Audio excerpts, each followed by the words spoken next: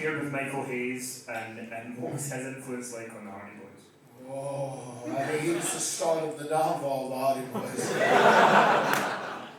It was quite the interesting experience, just because he came up in a time when there were a thing known as territories of the United States, which is a very, very different era. And you would work in one part of the country for a year or 18 months, however long it may be. But Michael Hayes and the Freebirds were huge in the Texas and like the middle of the U.S. southern area, and they did such big things there. Broke record-breaking gates and whatnot. And he truly, I can say this, I learned more about the professional wrestling industry from him than anyone else. He truly did help us a lot. But also, afterwards, he had a very old school mentality. He's like, all right, now you two little son of bitches, now that I'm going to help you, you're going to work with me, you're going to ride with me. Just like me and the Freebirds did, Terry and Buddy. We're going to hit the car, all three of us. We stay together, we ride together, we eat together, we do everything together like a family. That's how we learn. And you know, the first couple weeks were pretty good and not bad. But by like week 3, we were ready to kill this son of a bitch. He would say things like, you know, we would want to leave after a long day of television or a house show or whatever it may be. And he's, you know, hey, we just like to get a good meal in before we do this. Gonna get a good meal in?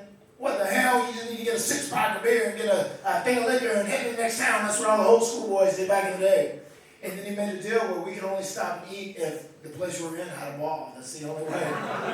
Like, you know, if it was someplace, it was just like a very healthy restaurant and there was no bar. Could not stop. But there would be several nights and we would put him to bed when he was absolutely toasted and wasted to his very end. When we were very young in the village and Matt Hardy and Brother Nero. But then as time went on, we learned so much from him. And, you know, like any other person that is someone you watched and idolized growing up, you learn like, oh, there's a lot of great stuff about this. There's a lot of bad things about this person, but he's a human being. That's what it is. But when it's all said and done, he really did teach us more than anyone else. And what would you say are like one or two things that he taught you that were important for you going forward after that? The most important thing that he taught me personally, I don't know if Jeff picked up on this, he's much slower than I am. He's really good at doing flip dumps, spots monkey, but a little slow sometimes. It's just, in professional wrestling, the biggest, most important thing about being a performer in the ring is that when fans watch you, they have to really believe, you know, that you can kick their ass. And like, just the physicality, it's like, it doesn't make a difference if you do a million great looking flips, if you do all these cool moves. If people don't believe you can fight, if they don't believe you're physical, then it's going to be an issue. Like, because that's actually how they believe you. And it's almost like less is more, simpler better. And like, I started incorporating a lot more of that. You know, sometimes it worked against me in some ways because Jeff was the one that always did the flashy stuff, you know, and sometimes that overshadowed the things I was doing when I was a little bit more of a solid worker in there. But I always made sure that I was rough and tough and physically, and I was okay as far as being able to fight and scrap, so I was able to incorporate that more and actually make people believe you were a lot more legitimate. And that's a very important thing in this professional wrestling industry.